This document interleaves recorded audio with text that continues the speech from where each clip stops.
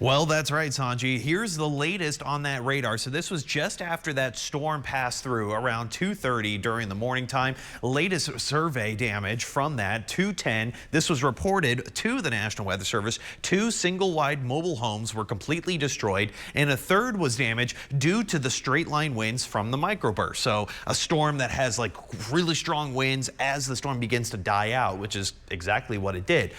We also had 2 power poles were broken, and we also had 1 broken at the base, other about halfway up the pole. This was around 2:10 in the morning based on that radar data. All right, where are we at now in terms of radar? Nice and calm. I like it that way too.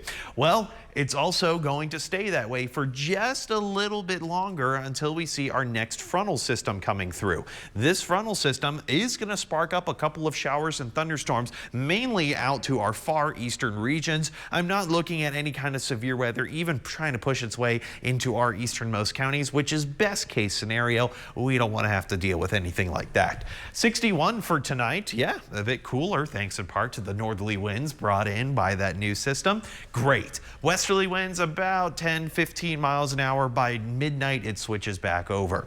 By the afternoon tomorrow, a lot of cloud cover, but it will be cooler. 83.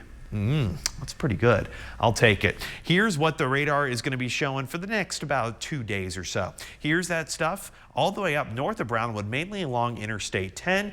And for us, you can see that line, that dividing line right along the I-20 corridor. When that front pushes its way down, you will see a couple sparks of showers, thunderstorms, possibly out toward Crockett County, maybe a stray shower, but nothing severe along the I-20 corridor by early tomorrow morning. Not enough to really affect your commute. By the afternoon, a couple of storms popping up, maybe around Alpine, pushing their way out to Sanderson, Dryden, and then they're gone as well.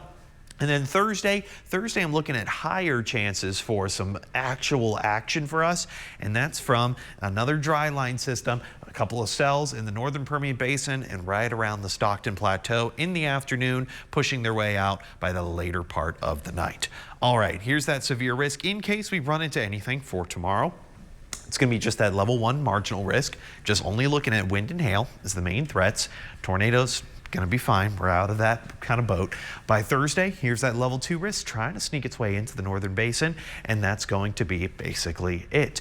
All right, 6 to 10 days, we are going to see plenty of rain over the next couple of days. Hey, we'll take it because we could always use some rain as long as we avoid the severe weather. And the best part is I'm only seeing activity in terms of non-rain on the weekend. Perfect for us, Jolena. Oh, perfect. You know, West Texas weather always unpredictable sometimes. Hey,